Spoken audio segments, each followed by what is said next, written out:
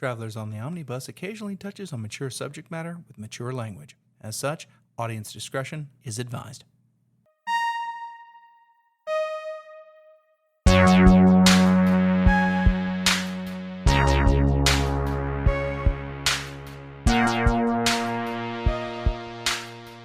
Welcome to Travelers on the Omnibus, a field trip through nerd and pop culture. This episode is brought to you by author Chuck Tingle, author of such wonderful classic novels such as Helicopter Man Pounds Dinosaur Billionaire Ass, Taken by the Gay Unicorn Biker, and Pounded by President Bigfoot. And let's not forget the Space Raptor Butt Trilogy. My name is Brady Davis. My name is Ethan Skinner. I'm James McCarthy. My favorite Chuck Tingle book is Lesbian Megalodon Shark Lifeguard Summer Butt Hunt. I own it on Kindle. I'm Can I say I like Chuck Tingle? Chuck Tingle's awesome. Chuck Tingle is unironically awesome. And he actually does make like real books, but these are all real books too. A Pound a Day Keeps the Butt Okay. That's a good one. No, That's look at him while he's saying these times. Don't close your eyes. I don't want to. Open your eyes to Chuck Tingle. Legally pounded.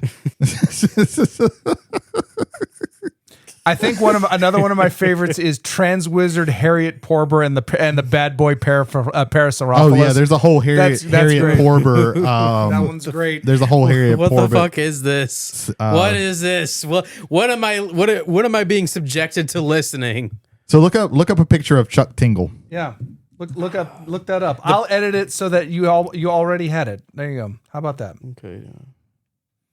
Conservative, pounded by the realization that the protest music he grew up on does not actually support his current hateful ideology. Explain to me what you see, please. Let's not forget. What pounded by the physical manifestation of the shockingly massive importance of pre-orders when supporting authors you enjoy in the traditional publishing industry. It's a book with a message. Let's not forget the physical manifestation of Wordle pounds my butt as a slightly frustrating but ultimately rewarding and meditative daily routine. I couldn't see the last part. You were there. so overloaded with words you couldn't handle it. I personally like Not Pounded by Anything, 6 Platonic Tales of Non-Sexual Encounter. Pounded by the 5-star rating I gave my own book because I think it did a good job in it. I deserve it. Okay, this is Chuck Tingle, Ethan. Oh god. Here's Chuck Tingle. Yeah, I saw. That's Chuck Chuck Tingle. Tingle. That's Chuck Tingle. For those not aware, this is a dude dressed in a suit, wearing a pink bag over his face, sunglasses, and "Love is Real" is written on his. He's actually a pretty cool dude. Yeah. And he makes legitimately good books. He just also makes these things. Not pounded by the physical manifestation of Chuck Tingle's traditional publishing deal because he writes about more than just pounding. However, if this book was about pounding, that would be okay too, because there's nothing wrong with sexuality in art. Books with a message. Yeah. Buttception, a butt within a butt. Pounded in the butt by bizarre assumption that Chuck Tingle books are just covers and not actually books. Taken by the Gay Unicorn Biker. Pounded in the butt by the handsome sentient library card who seems otherworldly but in reality is just a natural part of the priceless resources our library system provides. I agree with that one. See, I'm very interested in Dr. Chuck Tingle's Complete Guide to Time. like what would you do? What would you do? Not pounded by my book, pounded in the butts by my non-fungible tingler that is literally this NFT because of the current catastrophic environmental and ethical impact. Yeah, he's actually a pretty cool dude. Yeah.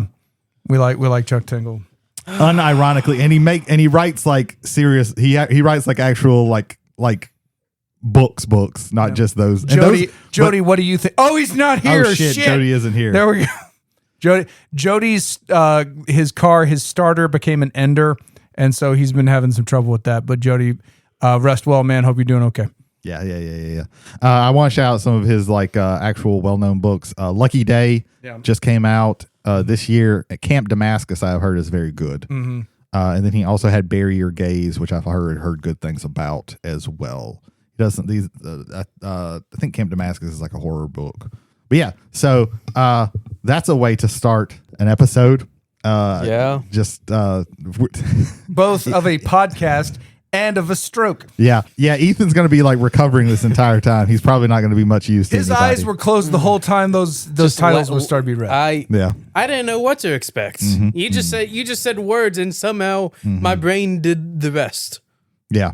There's one that's like pounded by the butt, pounded by the butt, pounded by the butt, pounded by the butt, pounded by the butt, pounded by the butt, and I can't. It goes on like 6 more times. That's becoming a button. Yeah, that's a button. Not pounded in the butt by anything, and that's okay. Yeah. Yeah. He is a fan of the ace community. Asexuals. Very good. Yeah. Very good. I'm going to start off because I only have one thing, and it seems like everybody else has done more than me this past week. Well, one, real quick, I finished Dandadan because I did not realize that I literally only had one more episode. I was like, oh, let me catch up and watch all of Dandadan. It was one episode. It was one fucking episode. So that season was good. It ended a little bit. It didn't feel like it ended right in the middle of anything like the last season, so there was at least that. But this one was good. That's something to look forward to, at least. Yeah. This one was good. It felt like there was there is still like it gives you like, oh, what the fuck is going to happen in the next season, but it doesn't like literally end in half of an arc. So there's that. I started watching it. You might remember, I think it was last year, watched Has Been Hotel. Yes. Really enjoyed that. Thought it was really good. I rewatched it earlier this year and liked it even more. Vivian Madarno, I can't remember her last name. Vizzy Pop. She has another show called Helluva Boss. Mm-hmm. I think it was her first show. And it's on the first 2 seasons, which I think are the only 2 seasons right now, but they're like 3 and 4 are supposed to be being made, is on Amazon. So I decided to check that out, and it's fine. It's okay. I didn't hate it. I didn't want to stop halfway through watching the 2 seasons. The first season is like much shorter. It's only like 8 episodes, and they're like 11 to like 15 minutes. So they're like really quick. It apparently takes place in the same world as Has Been Hotel, but hell is like, this part of hell is different. I don't know. And it follows this crew of assassins who sneak into the real world to kill people because people who have died and gone to hell pay them to say like, hey, can you kill these people for me because they are the people who killed me, or whatever, it could be I just want revenge on them. But they don't really like, that's not a central part of the show. You'd think like every episode would just be them like trying to kill somebody else. But there's more of like an ongoing story. This part of hell actually has like the rings of hell, like the 7 rings of hell are actually like matter. And then there's somebody like, so sometimes they'll go to greed and sometimes they'll go to lust and things like that. I liked it all right. I find that the main character Blitz is borderline insufferable. That's the worst type of insufferable. Yeah, like be full blown insufferable or not insufferable. I mean, sometimes sometimes he works, but sometimes he's just like it's a bit much. So I'll probably like when more seasons come out, I'll probably keep watching because there is kind of an interesting story. Although it's confusing when you try to marry it with Has Been Hotel, because there's a lot of things to me that don't make sense. But there is like again, it's like cool designs of characters and really imaginative shit that goes on. So it's not bad. I definitely like, and like halfway through the first season, it decides to start being like a musical, whereas Has Been Hotel was like that from the beginning. Like as soon as the first song hits, you're like, okay, I know this is going to be a musical. And then it was like 2 or 3 episodes in where I was like, the first season I was like, oh, now they're going to have songs every episode. Okay, cool. But yeah, it's interesting. I liked it all right. I didn't like love it. I really liked Has Been Hotel. This one's just kind of fine. They came out with the trailer for season 2. Have you seen it yet? Yeah, season 1 and 2 are on. No, season 2 of Has Been Hotel. Oh no, I haven't watched that. It came out today. The season comes out October 29th. I want to say this month. This year. Couple weeks down the line. Oh, okay. Well, that's something to look forward to. But yeah, I definitely like Has Been Hotel a lot better. Helluva Boss is fine. Again, I'll probably watch it when new season comes out, but I'm not like, it's not quite as interesting as Has Been Hotel season 2 premiere date October 29th. 29th. So right at very close to Halloween. Yeah, it's gonna be the last Wednesday of October. Okay, that's interesting. Yeah, I'll definitely check that out. Not if it's on Wednesday, not on the day it comes out, but definitely soon after that. But yeah, so that's it for me. Ethan, what have you been up to? A lot of video games, and I know I said with a most recent episode, I don't remember if it was the last one, but I'm really bad at starting games and not finishing them. But I've also been like getting back into the rhythm of like playing with my my brothers online. They're over in Texas. They moved over there. I want to say 2 months ago, and so just trying to like continue interacting with them and just having fun online. We played buckshot roulette, Risk of Rain 2, CS:GO, and it's just a lot of fun just playing games with them again and trying to do that regularly, and it's just fun. Have either of you two played Risk of Rain 2? No, I remember hearing bad reviews of the original Risk of Rain, so I never really engaged with the series. It's kind of like Vampire Survivors. It's a survivor-like game where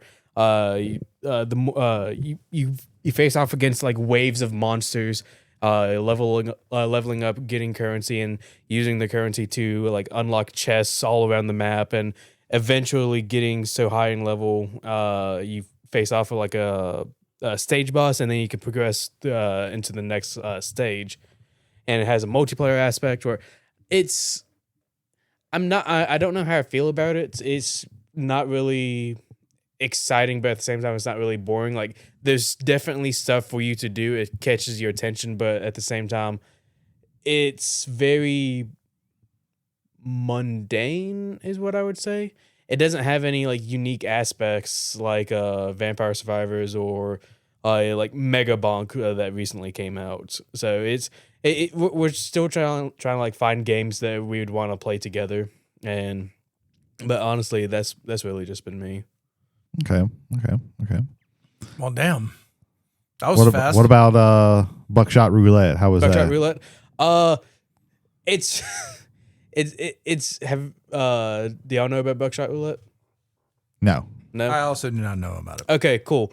You are you go to like this like nightclub in like this industrial city, and in a very back room you have the option of playing Buckshot Roulette, where you have a chance. It's Russian roulette with shotguns. Okay. And you have a chance of either like, I think I've seen this. I just didn't know what the name of it was. It kind of looks weirdly gritty. Yeah. Okay. It's that. They recently came out with a multiplayer form. And see, I dig that because against a human being, that I think that would be a little bit more tense. I think that more with the experience you'd want to have for that. And it's the it's like the comedic value of you saying like, okay, so I know that there's a 1 in 2 chance for no, there's a 2 in 1 chance for the slug in the barrel to be a dud. So if I shoot myself, I can go again, assuming it's a dud. So I point at myself and I click and it bang, and not expecting it, and then I lose. Okay.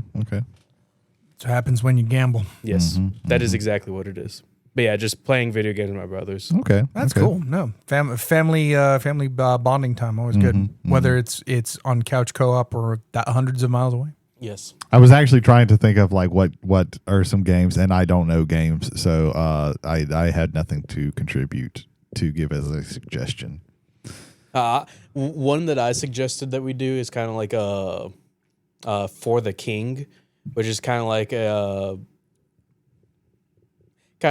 kind of like Baldur's Gate 3, but like Baldur's Gate in medieval times, where it's more so kind of like a hex crawl almost with a story behind it. What I would, if we could get together if they ever made a digital version of the King's Dilemma, I would be so down for that. Oh yeah. What's the King's Dilemma? King's Dilemma is like one of my favorite board games that I've never owned and only played once and wish I could sit down for the full campaign of it. But the King's Dilemma is you are a member of the court of the king, of the current king. And the faction that you are playing has existed since the inception of the kingdom.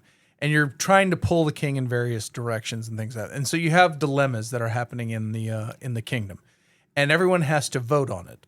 And you have certain power tokens that allow you to put more votes towards it. And also, you have to kind of gauge the thing. And ultimately, when you pass on a dilemma, or whatever you pass on a dilemma, certain things in the kingdom will go up, certain things in the kingdom will go down.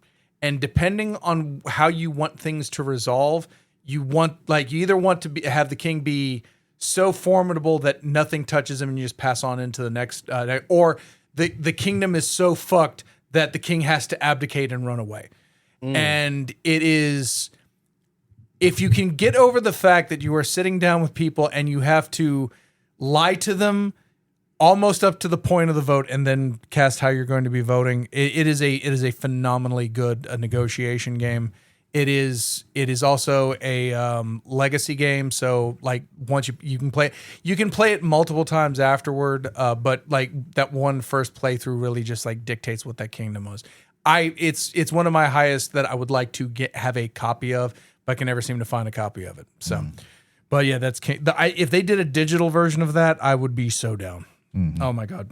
Yeah, that would be cool. Should I just keep rolling, boss? Yeah, sure. All right. So video games for me, I'm finishing up Donkey Kong Bananza, not without the DLC. I like the DLC, but it's the price the same amount as Silk Song. I want to wait till it's on a discount, maybe at Christmas, and get a little bit cheaper.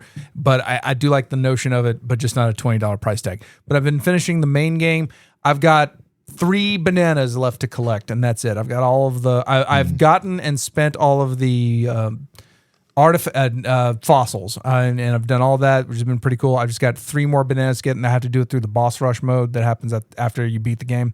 So I'm really excited and kind of trying to finally finish that one out. Let me say this. If I had to just go with video game of the year, this wins my video game of the year. I think when we get to the Omnis this year, I think I'm gonna have to do like a game of the year across all just RPGs, video games, in order to really kind of spotlight everything, because there's a few things that I've only done one of, but I think they're really good and they deserve at least a nomination recognition. And if it was video games, this thing just runs away with it for me, just hands down.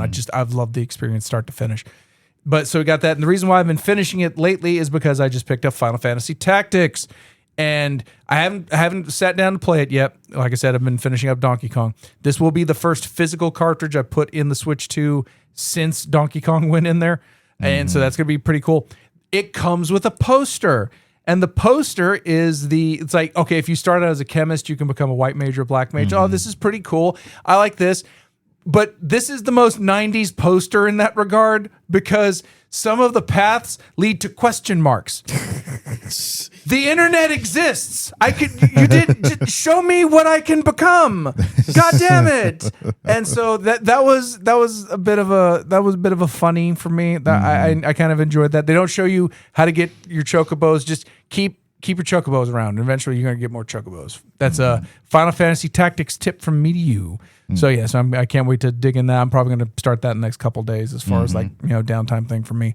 And welcome to Magic Corner, blah, blah, blah, blah, blah, blah, blah. So yes. Hey everybody, Future Jay here. So we cut out another rest stop, more Magic Talk, which will be coming out in another couple of days from the release of this episode.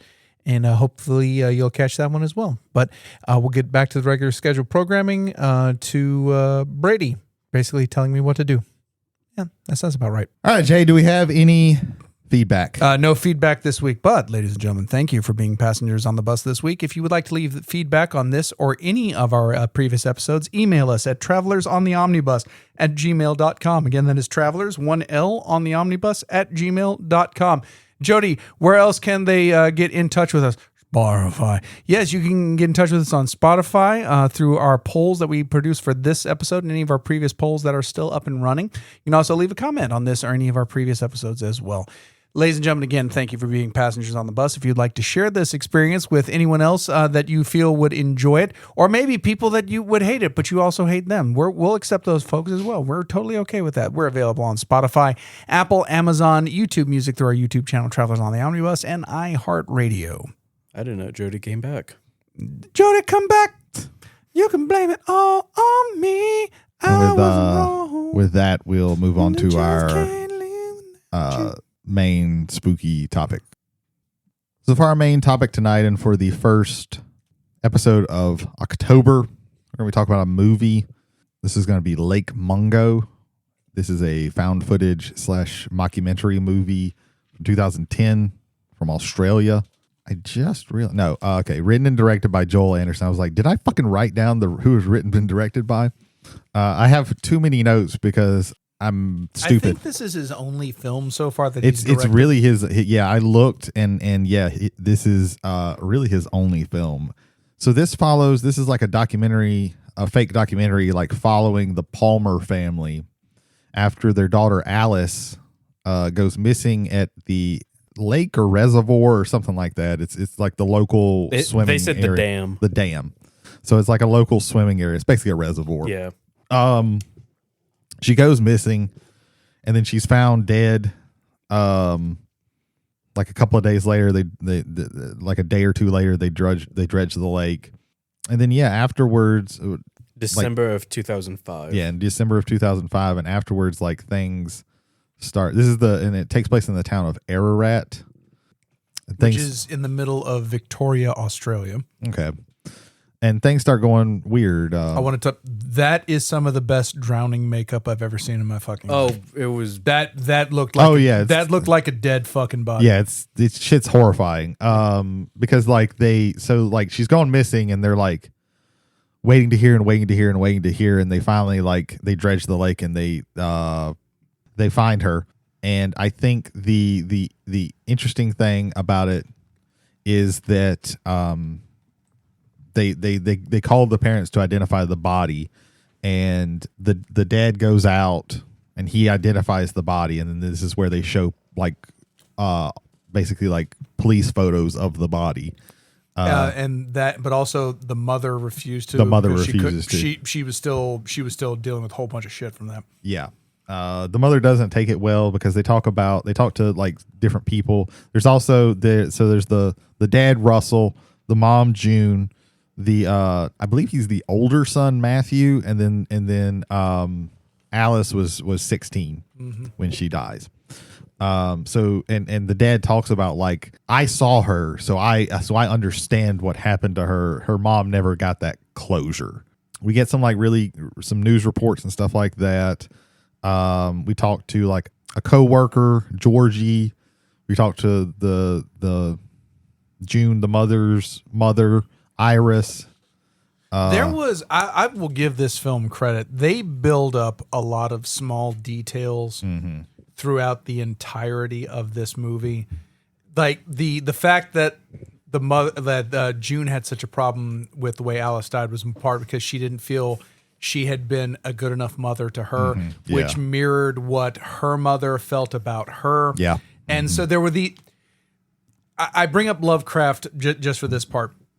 Lovecraft was the best when it could have been supernatural, but it could also have been explainable phenomena and things like that. So where it's something that it kept grounded, and whether or not you could rule out supernatural wasn't really discussed at the very end. It's one of the reasons why Insanity, when done right, there was really well done. Otherwise, it was a crutch sometimes for him, and that they were just crazy. Yeah. But when you could explain things away rationally, but it also would have been supernatural. I think Mungo does, for the most part, a very good job about this. Yeah.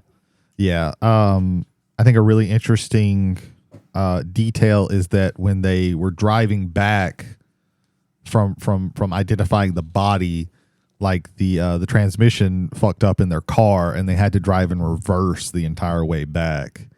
There's a tons of these little, and yeah, that's a good thing that you brought up, Jay. Like there's no really like anything that they show is for for a reason. Like there's nothing wasted in this movie. It's only like 90 minutes. So like and it uses all of those 90 minutes.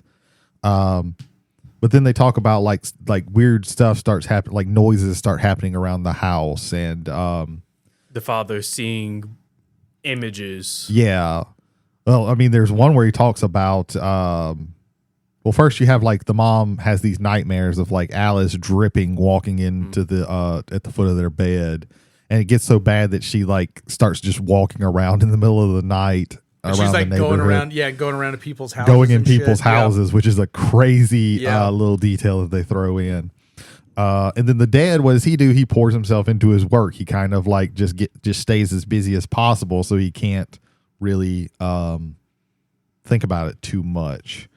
And then, but he talks about how there was one time where he hears a noise in her room, and he goes and sits on the bed, and then she like walks in, and he sees her, and she like sits down at her little what are those things called with the mirror? Jesus Christ, vanities, Jesus, and starts like brushing her hair or something, and then she looks back and sees him and starts screaming at him, and then runs at him, and then disappears. Like, so there's like really weird shit that keeps going on.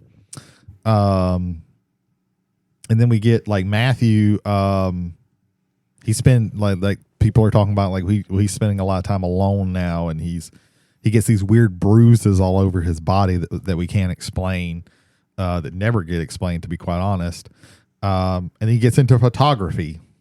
Well, both still and video. Yeah, he's still photography, but he's also shooting like video and stuff like that. They said they were talking about like he was always interested in it, but then he starts this little weird project where he's taking a photo of the backyard, like I think it's like every month is what they said, like once every month, yeah, the same composition in the same place. And then one, like it was April the 28th, he sees Alice there in the photo, just standing there. The note I had for that at the time I watched it. So this happens around 23 minutes into the film. The photos look superimposed, and I didn't know if at first I thought because up to this point they went with the mockumentary style, not in a comedy way, just it's a mock documentary. Yeah, and I thought they had really just nailed it because these people are talking clinically about their feelings, which wouldn't have worked in like an actual drama piece, but it works when you're presenting to a camera and presenting to a documentarian. And I thought they knocked it out of the park as far as this was the first part where I thought, okay, that's weird that like they've gone to the craft of making sure this, looks the way it does. Mm-hmm. And then these images look clearly fake. Like not even that there's a ghost there. These look clearly fake. And apparently that was also Chekhov's superimposition, and I will leave it at that for right now. I'll be honest, like the first time because this is so I think I'm the only person who had watched this movie before. I'm pretty certain Jody hadn't, but I will say like it got me. I didn't think about it the first time. I was just like, oh, what is this going to be? But yeah, so the mood starts improving for the mom especially, like, and she's like kind of gets a little bit delusional where like, and the dad starts talking about like, I saw her and I know that my daughter is dead. Mm-hmm. And the mom's like, nuh-uh. And she goes so far as to they get the body exhumed. Well, there was also the video at the lake. Yeah. Okay. Yeah. Then they talk about this guy was shooting video at the lake because he was seeing like how far the water has gone down or whatever.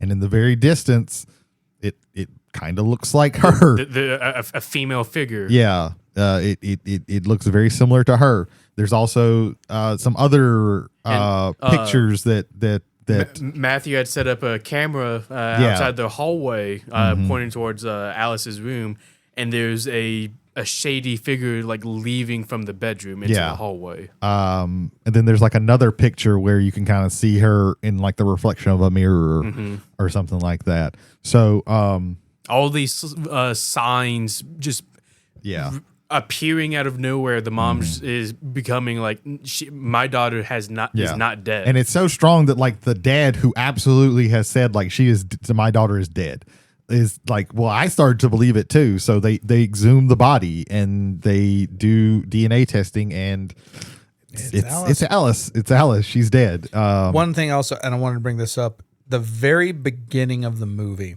I had started the movie and then I had to go to the bathroom, so I paused it, went to the bathroom, and came back. And when I came back, there was a scary grandma on the fucking screen.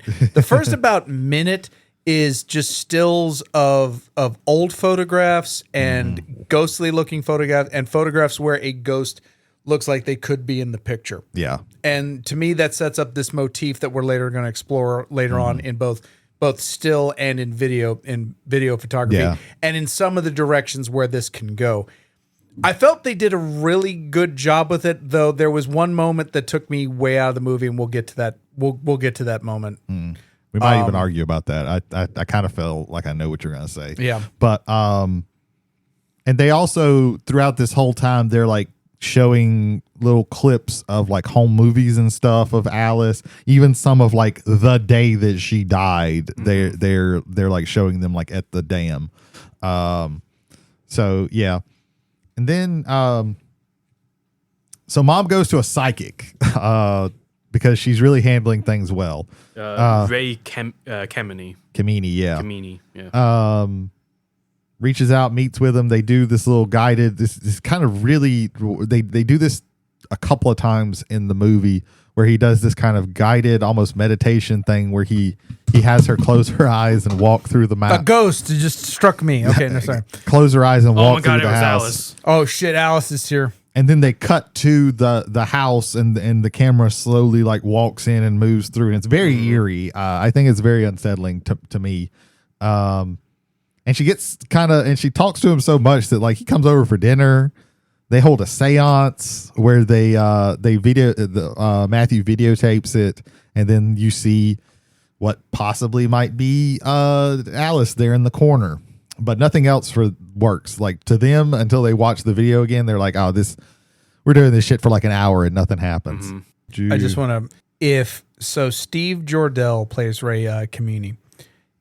If he didn't work, this whole movie would have fallen apart. And what I mean by this is he plays it down the line, where if he had played it, and if he had played it on one side of the line or the other, whereas no, he is a completely serious, and this is a serious thing, and no, he's a fucking fake, and suddenly no, he's right on this line where you want to trust what he's doing, but you can't trust what he's doing because of what he's doing. Yeah, I thought it was a very good performance, and I think I think it holds the movie together. Because again, if this thing had been bad, if his performance would have been bad or off, I think it would have thrown the entire. Well, yeah, if he would have came in and been like super super serious, that would have kind of felt like a farce almost. I think, but if he's also, it's very obvious that he is that he's a con man, then you have that kind of deflating things. Yeah. So he does walk like a very strong line, I think. Yeah, I think you're right about that. Matthew sets up time lapse cameras in several places. Then we have the movie starts talking about the Withers video, which is this couple was on the other side of the lake filming, and then they actually they're looking through their stuff and they see, oh, that's the dude who said that he saw Alice. He saw Alice at the lake. So let's look through our footage, and then they find out, no, it was Matthew. It was Matthew walking around in Alice's jacket. And then Matthew just comes out and says, "Yeah, it's been me the whole time." Yeah, I've been faking these. I wanted my mom. Like my mom was so distraught and was so unsure that I wanted to give her some kind of hope. So the video, the footage, the photo of the backyard, that's faked. He doctored it. He superimposed, like Jay said, he superimposed an old photo. All the other times that we when the walking through, that was him. the times where like you've seen Alice in a mirror. It's just an old home video. Yeah, he where he does a home video of her, and he angles a TV where you can't see the edges of the TV, but you can just see her face in the mirror. He used to have to crop out the edges of the TV if it was necessary there too. So my note there was 42, 43 minutes. So 42 minutes. We're still less than halfway done with the movie. So to do I thought it was very intriguing that they did that reveal that what I felt was that soon. Yeah, because it's like, okay, you've taken a lot of air out of the balloon of this being supernatural. It's like, so, but you still have way more time to rebuild that back up. So I thought it was an intriguing choice. I think it works in the movie's favor overall. And honestly, I dug that because again, it's establishing that we have mundane answers for all of this. Yeah. A good quote that I wrote down that he said was like, something was better than nothing. So having something there having to do with Alice was better than just continuing how things were. That he like, I get it. You want to make your mom feel better. You don't really know a way to do it, and you're a young man, so you're still kind of wrestling with your own emotions about it. I get that. And I think that there's a little bit of his father in that, and that he's throwing himself in his own work. Yeah, and so there's this kind of weird I definitely thing want to talk about like how they all deal with this at the end. That's something I definitely wrote down to talk about. The way how the family deals with trauma, the way it from grandmother to mother to daughter, and then from son, and then from father to son. I think was a very unique way of playing things out too. Yeah, the June, the mom doesn't take it very well at all. No. This is where we find out that like June is like, I feel like I wasn't as close to Alice as I could have been. I feel like I couldn't completely give myself to Alice because of how I was with my mother. So this is where we do get the revelation that like they don't have it so great. And then for some reason they let Matthew go on a road trip with the psychic dude. That's super weird, but there are enough hand waves in this movie that it starts to weigh against the story. There's one really big one to me coming up, but there's enough there. It's like, this is weird. Okay, wait a minute. Like, oh, what? Okay, like if there's one or two, I think you can just ignore. Yeah. But I feel there's enough in this movie that it's just like, oh, all right, then, like we could have done a little bit. Matthew going with Ray. To me, I feel like it's a way for both June and the father. I cannot remember what his name was. Russell. No. Yeah, June and Russell, to allow Matthew to get away from their current setting, to have him go out with Ray, recording Ray's like appointments and seances, so that way he can like get away from the current situation that they're dealing with, so that way he can both. Yeah, I do want to say I don't feel it's like a I don't feel like it kind of pushes things a little bit too far.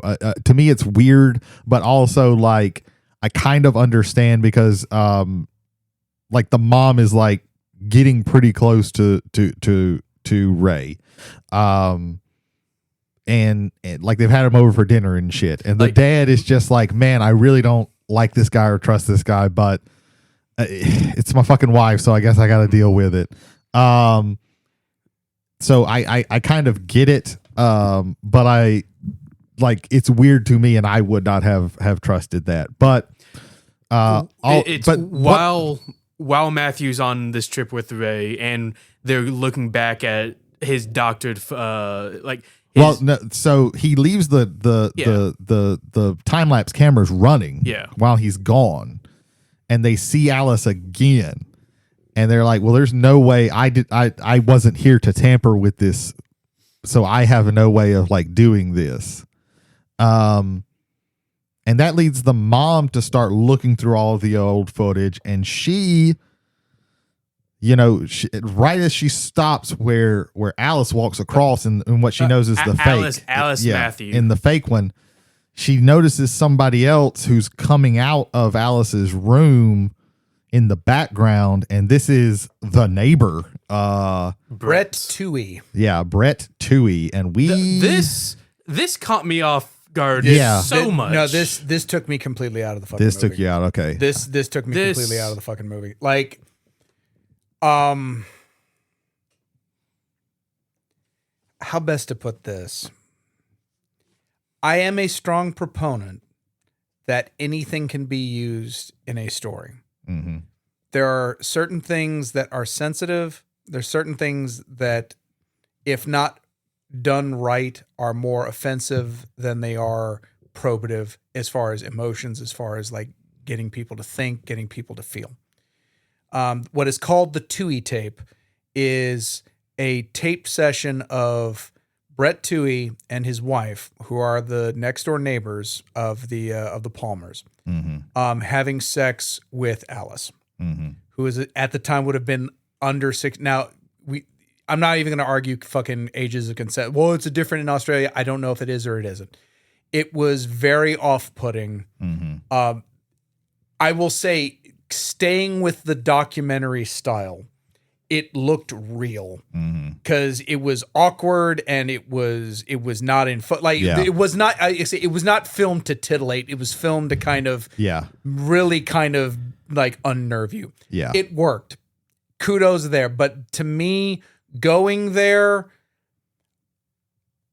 they tried and they didn't make it for me. This one took me completely out of the movie.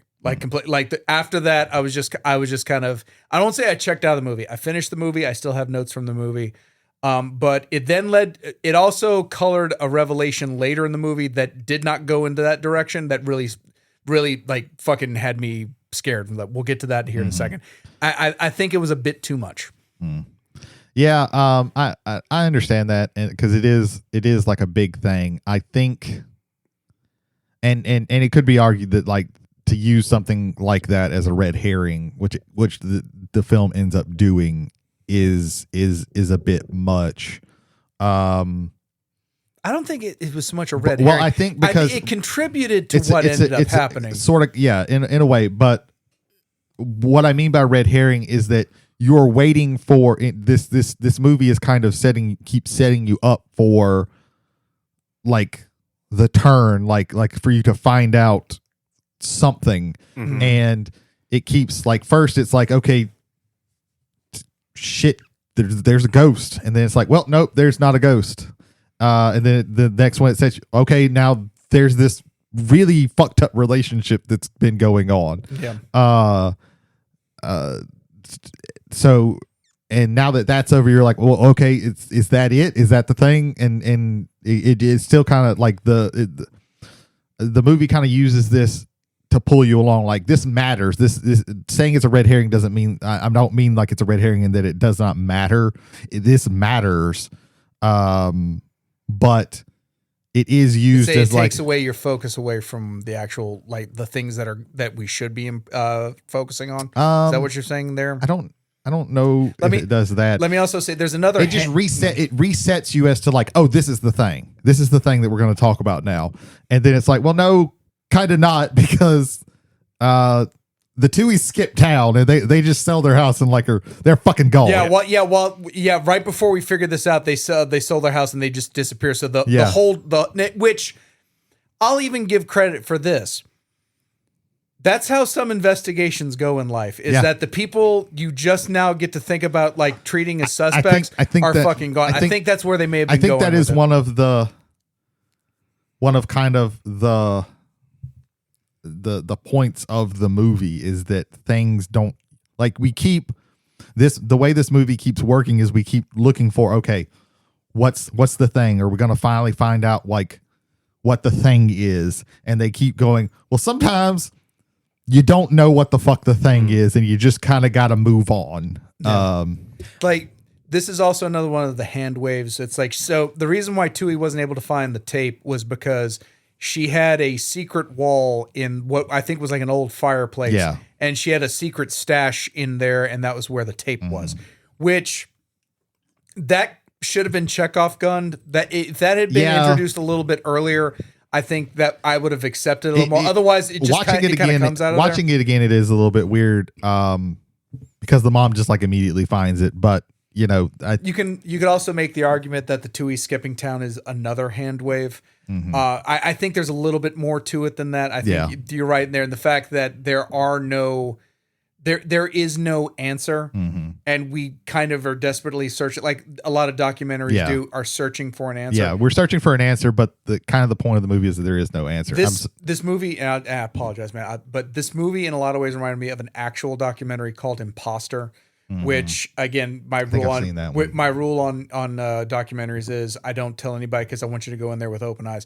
It reminded me a lot of Imposter and the notion of trying to find an answer, and really either you will never know the actual answer, or the answer is, or you will never know the actual answer, or there is no answer to be I think found. I've watched that one. I'll ask you when we get done about that. Sorry, Ethan. Yeah, you've been wanting to talk. Yeah. I do have a question for you, Jay. Okay. I don't know why I said okay when you said Jay. Shit. You're my legal representation. So I owe you $1 for services. There you go. You're getting paid for this now, sir. There you go. When it came to them introducing the Tui tapes and you saying that it being included took you out of the movie, is it more so the fact that the subject matter? Literally the subject matter. Okay. That's why I wanted to ask. Again, like they didn't do it in a way that like they didn't film it like a fucking porno. They filmed it like people would be like and they don't really show anything, but there is like the positions and stuff like that, and it's only like a few seconds at a time. It's not something to be drawn to. It is not like overly. It's not like egregiously used, but I can see how, because they did make me feel like for some reason it made me way more uncomfortable this time than when I watched it the first time. But there was no setup for that either. Like we find out about like, oh, the Tuies would always have the kids over at the pool and there would be backyard cookouts and all these other things. Yeah. We find out that all of that out after that. Yeah. If there had been something like that beforehand, I don't know how timing wise, I don't know how you'd be able to do it. Yeah. But again, there's a few moments in this where like Chekhov's gun needed to be planted Act 1, and we're getting it right after it's been shot. But it's the fact that the subject matter exists in this documentary setting is. But I also my favorite documentary of all time is Dear Zachary: A Letter to a Son About His Father, and that has. Like that's something where they bury the lead at the up to the 2/3 mark, and then hit you with that. And that's an actual documentary. Yeah, I think part of it also there is like Dear Zachary is a real thing. This is a fake document. So you always have this kind of like, so are we making light of something like this? Like I don't think they are. Yeah. I don't think it. But in the moment when you're presented this, there's a lot of stuff that your brain is thinking, or at least my brain is thinking. Yeah. And like I'm trying to wrap my head around and resolve that. I think that's where my head's kind of like, okay. Again, it was just like, whoa, I didn't think we were going here, and I'm really not comfortable going here. Yeah. Okay. I think they don't dwell on it super long, so there's at least that. But I don't know why this flashed in my head, but Promising Young Woman with Carrie. God damn it! If you wouldn't have said her name, I could have told you. Yeah, fucking A. Mulligan. Carrie Mulligan. Thank you. That's a really good movie. That's also dealing with something very similar, and the fact that it's I think it's a subconscious thing with me. The fact that I know this is a movie is like the fact that this was presented as a fake documentary. I know it's fake, but there's something about it that just kind of made me want to maybe invest, and that's maybe why I got such a reaction out of it. Yeah. Which again, maybe was something they were going for. I don't know, but I don't think they wanted it to go for and then like remove someone from the movie. Yeah, and I also think that like part of that is also like a lot of times a documentary will be structured like that. They're not going to necessarily, if you're doing it like a documentary and if you're in real life, you're doing a documentary, you don't often, sometimes you do, because again, Dear Zachary, but oftentimes you don't set things up because a documentary is about real life, not necessarily about writing a story. So I can see why they did that as well, but it also it does come out of nowhere. But that's not actually what I thought you were going to talk about. So that's cool. Then we get another revelation. So they've hit you with this one thing, and then they hit you with another thing. Alice went to see Ray, like before the family ever saw Ray. Before the family ever saw Ray, like 2 or 3 months before she died. Yeah. So 54:30, I have the note TUI tape, and then I just have this like long ellipsis, and and then around 59 minutes, I go, Ray, what? Please no. And I'm like, after the revelation of that in my head, it's like, oh God, what the fuck? Please tell me he didn't like, and like that to me, I get this was. Thank God it was not that. Yeah. So let me say. But to me, this felt like another hand wave. Yeah. It's like, oh, and by the way, she also talked with Ray before any of these crazy things happened. I don't see it as necessarily a hand wave because he talks about like she did not want me to talk about this, and I did not feel like there was ever a good time to talk about it. So like you because you start getting kind of angry, like, what the fuck, Ray? Like you've been hanging out with these people all the fucking time, and you never mentioned that. But then he's like, he does seem very sincere when he talks about that. Yeah. Once again, he's riding that line of like, if he's a complete charlatan, how dare you? Yeah. And then even if he's 100%, like I wrote down at 1 hour 32 confidentiality, ethical psychicking, like there's a thing right there. If he's 100% like being like, he knows that she had problems, then like, where do you draw the line there? And I think him like having a conflict on that, I think again it was riding that line. I think to me, it didn't bring me all the way back, but it brought me back to, okay, these are legitimate. This is someone I could imagine having this job, having to make this choice, and having to make this decision, and making it in a way that what is the best, and no matter what way he drives, it's not right because he's defying the trust of the other. Yeah. Like, so anytime you've ever had that notion in your life, he was going through the same thing. It's a lose situation for him, no matter what decision he made. Yeah.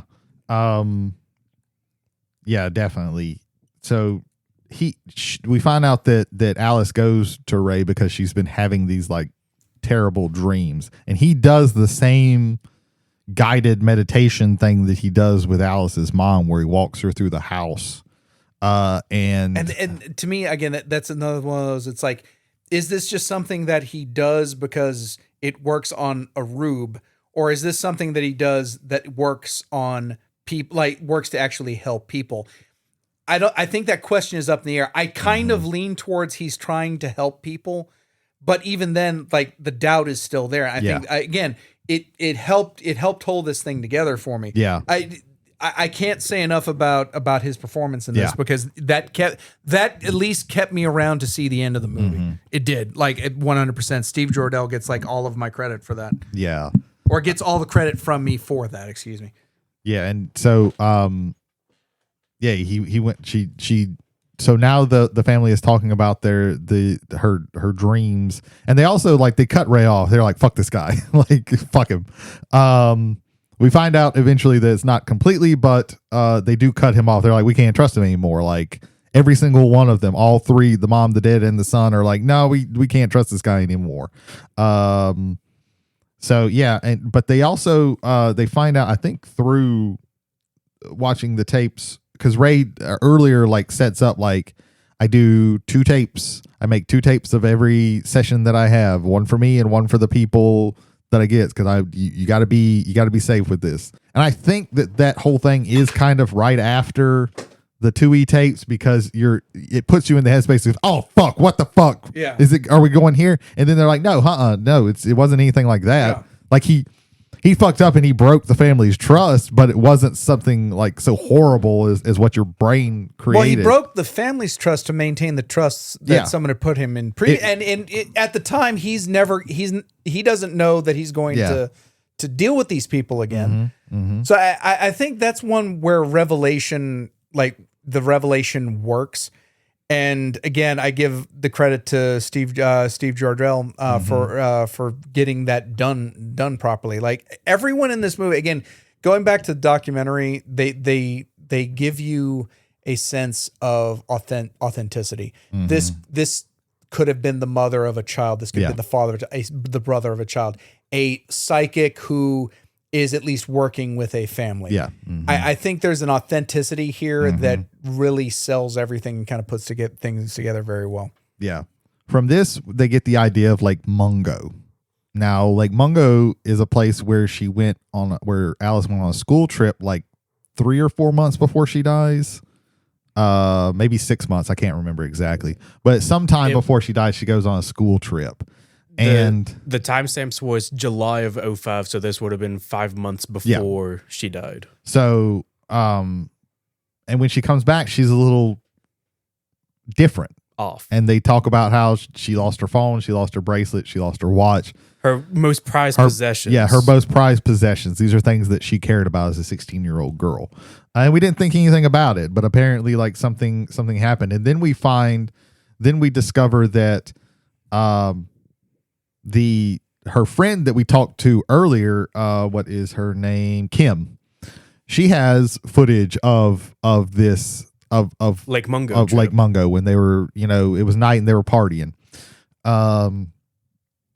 So we see this footage and it's just kids running around. We see a little bit of Alice. And then we see they make a comment that like in the videos, every time Alice appears in there, she looks unnatural in a sense. Well, she looks sad. Yes. Yeah. She looks forlorn. Yeah, things like that. Forlorn is what they use, yeah. And they find out that like there was a point during the night where she walks off alone, and then they see some more footage of what looks to be Alice kneeling near this tree burying something. So they go, well, we're going to go to Lake Mungo as a family and we're going to try and find it because we see where this tree is so we can kind of figure out where she buried whatever she buried so we can find out more. So they go to Lake Mungo.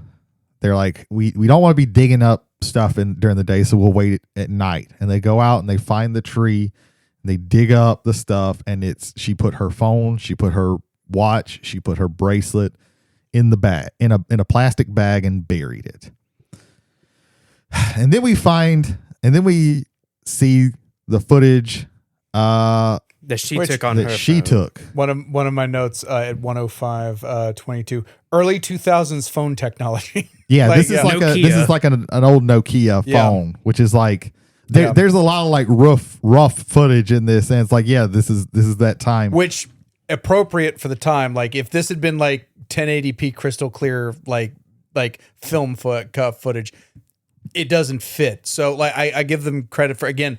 That word again, authenticity. There's a level of authenticity to this that I think works out very well. Yeah. So we see the footage, and this is like, I think that they do a really good job with tension here because you're like, what the fuck is going to happen? Because literally all you see is like a light smear and a dark smear, and they're all just kind of just moving, and then they start to crystallize. Yeah. And then it comes up, and you see this face come up to her, and it pauses, and the dad's like, I know what that face is. That was my daughter. No. That's how she looked when they pulled her out of the dam. And then we get what I think is one of the few earned jump scares. It's because then they start. It's the only one in the movie. It's the only one in the movie, and they have built this up very effectively. And it scared the shit out of me again. Where the footage starts again, and then it kind of this loud noise, and it kind of attacks her, and she runs off. And the dad's like, I think my daughter saw her death. She saw an omen of her death.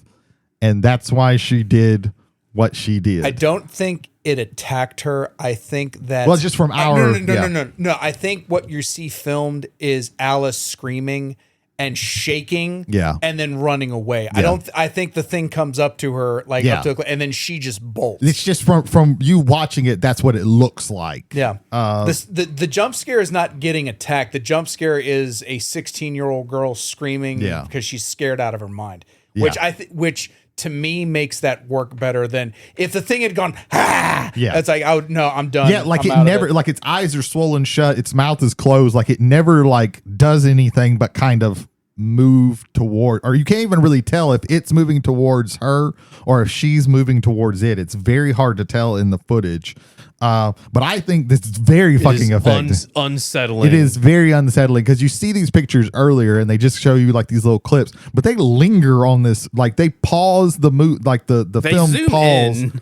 and it lingers on this, and like you don't want to keep looking at this horrible face, but you have to, and then it kind of starts back and it's like, oh shit. But yeah, so after this, they talk about how they come back and things are different. They don't feel this presence in the house anymore. And they feel, I think it's the dad. I can't remember which one of them says it, but they say like, I think Alice wanted us to know more about her life, what secrets she had. Because they even say earlier, like Alice had secrets. And she had a lot of them. Apparently, there's a line that was used by by Kim, I think. Alice had secrets about keeping other secrets. Yeah. But yeah, they feel more at ease, and everybody has kind of gotten to that kind of final stage of grief, where they've just that acceptance stage where they've all kind of accepted it up until the point where they decide to move. Mm-hmm. They're like, okay, we're gonna pack up and we're gonna move, and they even they make peace with Ray. They invite him back over and they have him, and they have kind of a little party, kind of like a block party almost. Yeah, they have kind of like a block party celebrating that they're moving, and then they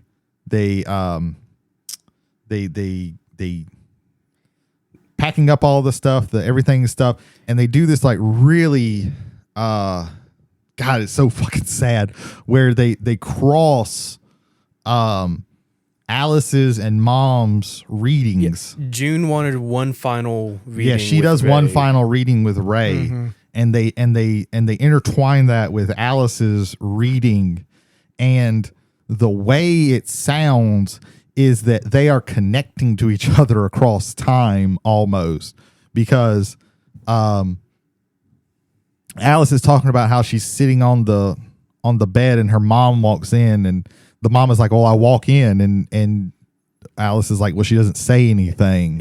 It doesn't feel like she knows I'm there. She doesn't know that I'm there. And then it also cuts to like the mom walking through the house one final time. And as Alice is describing her mom like leaving that figurative room, that's when June comes out of her and she says she's gone. Yeah. And then the final thing that we see is a photo from the beginning of Mom, Dad, and Matthew standing in front of the house, just a little bit off center. It's like it's just a picture. I think it's the last picture they take before It's the last picture they take before they leave. But we also saw this in the beginning of the movie, and then it zooms into the window and you see what is the outline of Alice. And whoo, man, that is. My note is 121:43. I wish that the last photo before the credits was the last photo we had seen in the movie, because as the credits are rolling, you see pictures from previously in the movie, and they show you like the one in particular is the backyard scene where it's like he superimposed her. Well, if you go over to the right side, there's another image of her, and then they show you all these pictures. And then, if you look off from where he added her, she's right there. She's right there as well. And then like previous like home movies that were shown, like Matthew's birthday celebration, like you see Alice in like the top left corner of the recording, the Whittle film from the dam, like over the dad's shoulders. You see Alice before Matthew's even discovered. Yeah. And I think it was too much. I think they ended it. If you end it on that photo and the zoom in there, I think it perfect and it's done. Pay credit to all the people who put this thing together. I think it's great. Yeah. I don't think they had to revisit it over and over again. I think if you go back and watch the movie again, and you would see those naturally, like you wait, she's also there too. Yeah. I think that's fun for a second walk through, but like to do that kind of thing, I think it's just okay. All right, we get it. She was there. Yeah. I think it was. I think it went a little too much. I in the poet. And then the one at the end credits is just not fucking necessary. The negative shot at Lake Mungo with the drowned girl at the very, very end, once all the credits have run, I thought, I didn't even see that one. Oh, I'll pull it up for you when we're done here. That one I thought was, it's like, okay, like we needed something spooky to walk the audience out. Like, no, I think if it had just been that last, because I thought that last shot was so fucking perfect, and then to just kind of like do more of it. No, I don't really agree with you there. I think that those are good because they've set up these things and like knocked them down one by one where you're like, okay, well, this is fake. Now I don't have to think about that part. And then they make you question every other thing that you've seen in the movie. And I think that's very effective. Especially because that last shot of the photo, I think it's meant to leave you like kind of lingering, and then you're just kind of like speechless watching the credits, and then it shows you like, oh yeah, it turns out that you thought it wasn't real, but there's a good chance it is real. And she's kind of, it's the loneliness also of like they've moved on, and now it feels like she's alone trapped there. And that is a very, very sad thought. I think it's effective. But to each his own. But I liked it because it like makes you go, oh shit, and when you do watch it again, like then you're watching like, oh, okay, there it is, okay. Shit. I think the reveal at Lake Mungo, which I also wrote the location scouting for this, I give credit for that. Yeah, Lake Mungo looks creepy, but also awesome. Yeah. Like it just, I love the entirety of Lake Mungo, like the actual location. Yeah, they have like these. They're almost like I don't know exactly what they are, but like there's not really a lake. Like it's like a lake bed. I think it kind of looks like. I think it's a lake bed during a dry season, so you can actually walk on the floor. Yeah, like the lake's dried up, but there's like these little mounds which almost look like kind of like termite hills or something, but not like super tall, but like little round like beehive looking things all over the place. Just really cool location. And like ravines all over the place because the tree is not. It's not just like by a tree. Like the tree is up on like this little small, like really small cliff of like just mound of dirt where like the branches are like protruding through the ground. Like it's like an eroding area where it's so like everything is like very effective in this. But I think once they established ghosts are real at the Lake Mungo scene, I think one last one with just her in the, like, okay, she's literally looking as her family is leaving, like they have taken care of, and now is she there to linger? Is she there? Is she also at peace? Is everyone at peace now? Yeah, and I think leaving that questionable, I think is a bit more of it. And I think again, if you'd left those pictures there and go back to a second viewing of it, and then you spot her later, I think it would be more effective on a second viewing. That's my take, and that's my opinion coming out of that. Yeah, but I think that they don't necessarily, because they don't really like the dad tells you like, this is what I think this is, but like you like don't have any fucking idea what the fuck that is that she actually saw, or why she saw that, or what happened. Like I think it does a good job of like because this is why I do love about movies is when they ask questions that don't and don't give you all the answers, but give you enough to think about. And that's why I really do like this movie. But yeah, we just interpret it. We just like see it as a little bit different and how effective it is. But yeah, this movie is obviously about loss and grief, how people deal with that. And it is interesting seeing how each of the family members deal with it. Like the dad is just like, okay, I saw her die. I saw her. She's dead. You just got to move on. And if I stop, if I don't keep on doing the thing that I'm doing, if I don't keep doing my job, then that's not going to be good. So I'm just going to keep doing that and not really sit and think about it. Whereas the mom is like, she doesn't get that closure. So she continues to hold out hope even past the point where anybody looking on the outside would be like, there's no reason to keep this hope alive. Like, but grief isn't rational, and then the son, he does a little bit similar, like he pours himself into his photography, but then he also, I see my mom is suffering, so I want to give her something with this. So I'm going to pour myself into this, but I'm also going to create this fiction so people can, I don't know how to exactly say it. So that my family can have something to hold on to.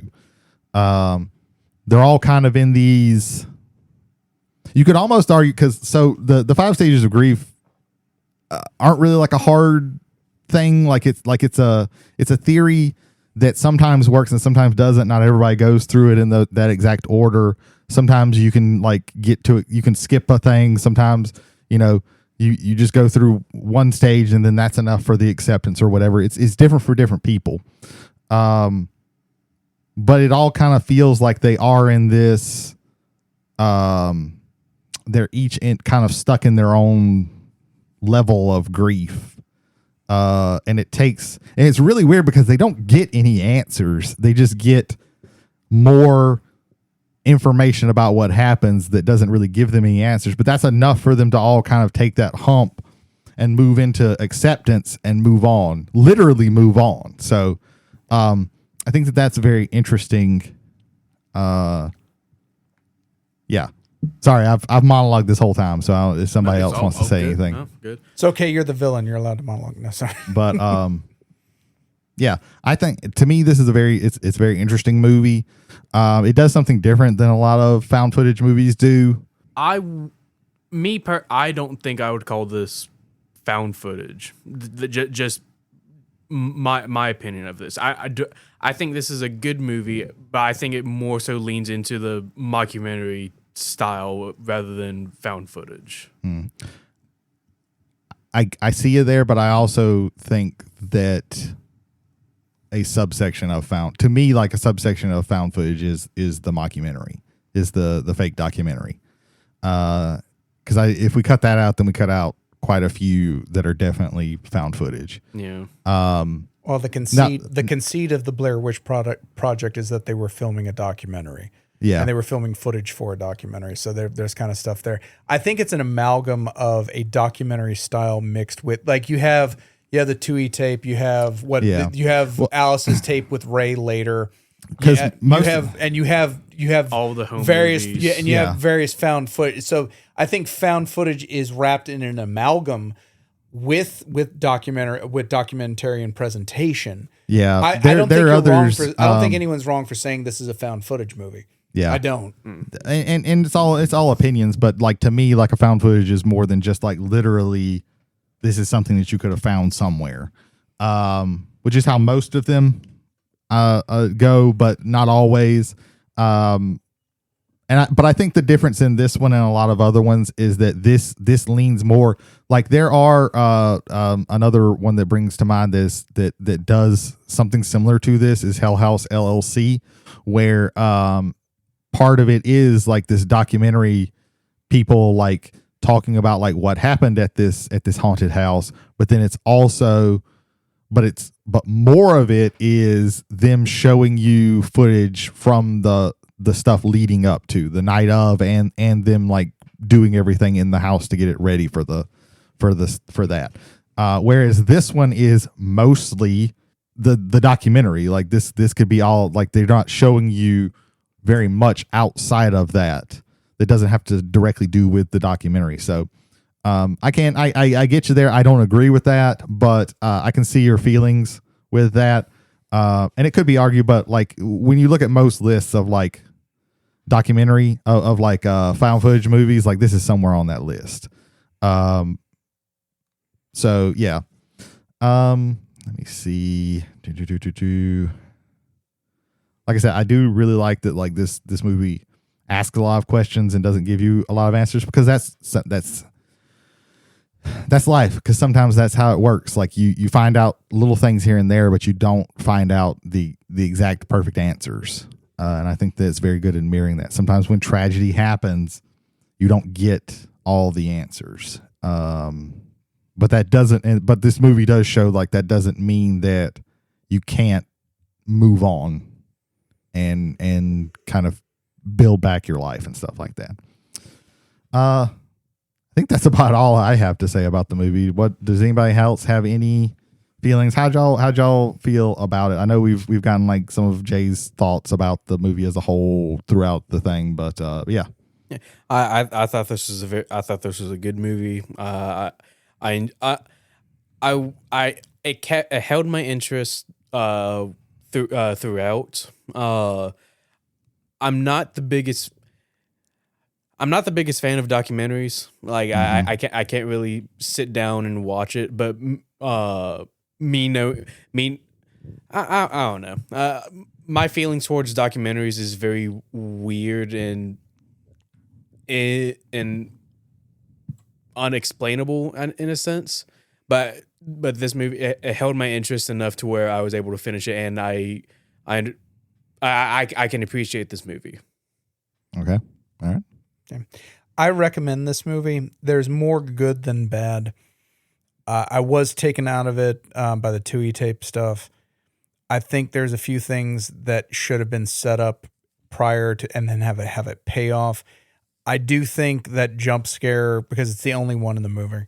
It's the only one in the movie, and because if you want to talk about tension, I believe that tension is started at on the clock at 0000 and then runs all the way to until that. Yeah, they're very effective with like the music, and like there's always this kind of like subtle. There was one moment in the sound design. I think it was the first picture where she's appearing, quote unquote, as a ghost, and they had this tinnitus wail. That I think they could have done a better job. That's the only nit to pick off of that. I do believe, yes, they had some very good sound design, which I think for any movie, I think especially a horror movie, your sound design has got to be good if you want the thing to be good. This movie, and this is just a personal one for me, this movie had the disadvantage of being the first horror movie I've seen since Weapons. And as we all know, Weapons is my favorite horror movie of all time. That notion still has not changed in my brain. So that to me is a picture perfect horror movie. And this thing didn't live up to that. Now I was able to parse again. There's more good than bad in this movie. Again, Stephen Jordell as Ray Kemeny, I think, holds this movie together. He's an anchor to kind of get you and like really make everybody believable. Going with a documentary style, you need to be able to exhibit authenticity, and I think the principal cast does that in spades. I think it was very good there. I like that it is at the very end where it's like, okay, this is supernatural. I think waiting for that and kind of building that up to the end, I think that was a very good idea. Overall, I think it's more good than bad. I do recommend it. It doesn't get a strong or the highest recommendation from me. But if someone said, hey, I want to watch this movie, I would recommend them watching the movie. And at under 90 minutes, because I think it clocks in at 88 minutes and some, or maybe 87 minutes and some change. Perfect way to spend an evening. You can watch this alone. You can watch this with other people. I feel you don't win or lose anything in either of those ways. Yeah. So yeah, I definitely recommend this movie. 89 minutes. Yep. 89. Yep. That is. I know we got what Ethan feels about it being representative of found footage. How do you feel about it representing found footage? I think it's found footage. I think it's I think it's Well, mockumentary. as like a found footage movie, how do you rate it? I recommend. Do you think it does the good job of? I think it. Yes, I believe it does a good job. I think it. Like, let me say this. I think there's some good and there's some bad, and the good outweighs the bad. A lot of the bad for me is again just the shock of the Tui tape, and then to follow it up with yet another relationship that was also hidden from the family, and that's diffused quickly, but it's so it's like right on the heels of that. It's like whoa, what the fuck? Yeah. But I think as far as found footage goes, yes, I think it fits. A movie can be in multiple genres. You can argue that Weapons could be a horror comedy. I wouldn't put it at that, but I wouldn't necessarily disagree with someone who puts it like that because there are funny moments in that movie. I think similarly, because I actually went back and watched Barbarian, I think there are moments of comedy in that movie, or there are moments at the very least to ease the tension, but you're easing that tension so that you can ratchet it up again at a later date. A movie can have found footage and be found footage without not only being found footage. Like, I think of I like the original Paranormal Activity. I think they did a really good job with the conceit. I love the idea of it being, for the most part, like security camera footage and having it all kind of weaved together there. A documentary with found footage sometimes doesn't work because it kind of takes you out. The way they did this, they made it the documentary was the shell, and then inside of that, they put the found footage in there. Sometimes you have this, like, here's found footage of a documentary team putting together a documentary, and that's not how it would work. Yeah. And so that takes you out. But this I think maintains that overall for the most part. Yeah. Yeah. So no, I definitely would count this as a found footage movie. It's part of it. It's not the entirety of it, but if you wanted to call it found footage as part of one of the traits of it, then absolutely, yeah. And I think it does it good. Yeah. So I will say, throwing out another found footage movie that is a similar format to this, where it is like a documentary, the Poughkeepsie tapes. I will say, like, that one is so like this one is kind of there is a sadness to this movie. The Poughkeepsie tapes is dark, like fucking dark. If you don't want like a super dark movie, I would say stay away from this one, because there's some that, like, it is never explicit, but it is what is the word that I am looking for? There's some heinous shit in there, although it is never like super explicit. Which can actually, on a psychological level, be worse. Because if they show you the act, that's finite. But if they imply the act, then your brain can take that in any direction it wants to go. But it has it's of course a different subject, but it has the same format as this, where it is done like a documentary. So if that sounds interesting to you, I would say prepare yourself. Like, don't watch it in a bad mind state. Let me ask you about two that I know you. Late Night with the Devil. Like, if you pair these two, because there is a documentary kind of style going on it, but it's not a documentary. That one's, I really like Late Night with the Devil. I think it does a good job. I think it's not great as a found footage, because they do those little black and white segments where they just kind of take you out of it to show these other things that they wouldn't have been able to show otherwise. They kind of break their formatting. That is kind of a negative to me in a found footage. Like, again, I still love Late Night with the Devil. I thought it was very good, but there are these points in time that take it out. I will say, that's a really good recent found footage movie. Okay, now let me trample on some ground that this one kind of reminded me of Last Broadcast. Now, Last Broadcast was done for way less money, and at a time where people were still trying to figure out the format. Yes. I I kind of like the turn in that one a little bit more. I don't like the execution, but I like the notion of the turn of the fact that the guy documenting it is actually the person behind the murders, which I think is kind of which I think would have been complete. Like if I want to talk about overblown, that would have been completely overblown in this notion here too. But I kind of like the idea that that's a documentary with found footage. And then we're kind of, it reminded me of the same thing is that the documentary is the shell, and then we're putting in the found footage in there. And they used it differently, but in a general sense, it's they kind of in the same way of we're telling the story mostly in a documentary shell, but with found footage to kind of, and to revisit that footage and to see different things from it, maybe from each time. Where I thought it was most effective was when it's like I thought I saw my daughter, but then I'm also seeing this other guy, and like, what was he doing here? And then the revelation that comes out that, which I didn't like the execution on that. Yeah. But I like the notion of, hey, okay, now we're showing you something different with the same image. I think Last Broadcast is a solid like first start, but I think. To me, movies like Lake Mungo, like the Poughkeepsie tapes, like Hell House LLC, do what it's trying to do way better and way more effectively. That's my personal opinion. I think it's just Last Broadcast kind of did it first or did it earliest.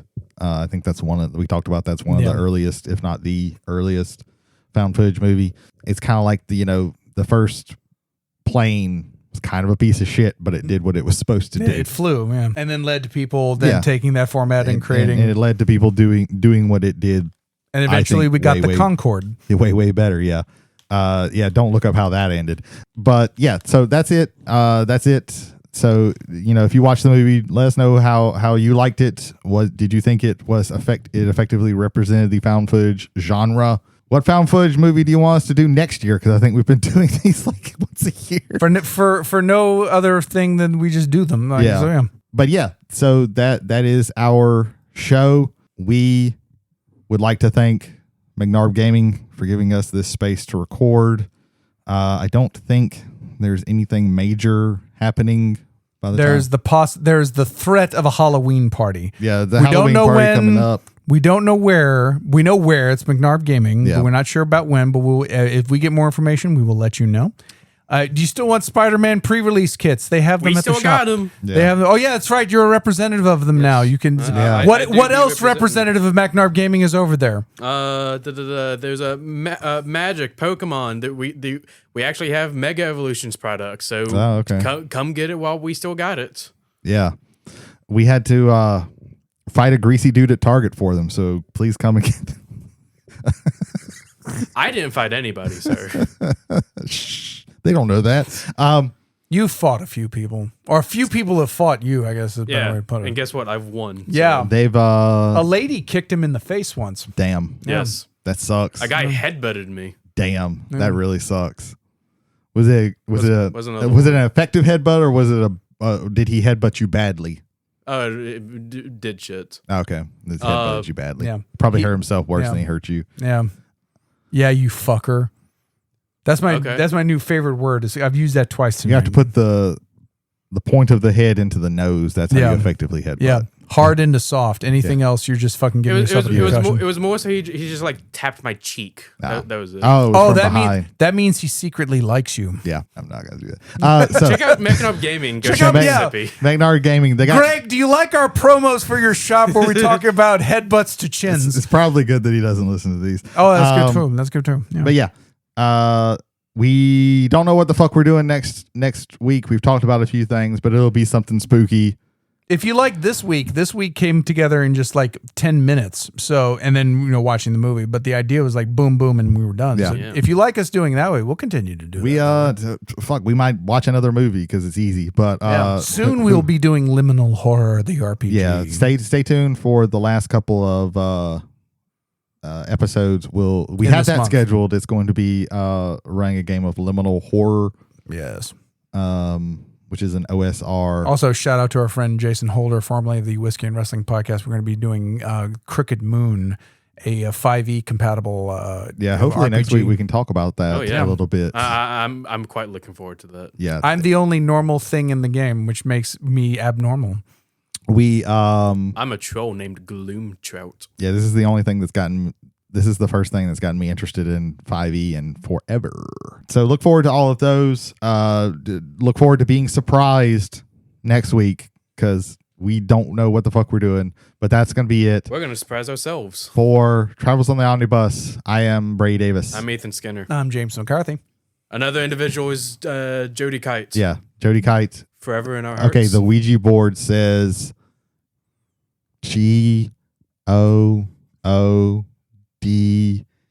GOODN UDE. Good nude. I- Good nude. What the fuck? GY. Huh? Gee, what good nude guy? Good night. Good night. Good night. Good night. So it's on the fritz, so we'll get that fixed next I think time. it said good nude. I'm scared. I'm scared now. The Ouija board scared It's me. just again. going to yes, yes, yes. yes, Yes. It's going back and forth Yes. on yes. Oh, is this Yes. is this ghost coming? yes, The ghost no, coming. no, yes, yes, no. Q? I spawned in mustard gas.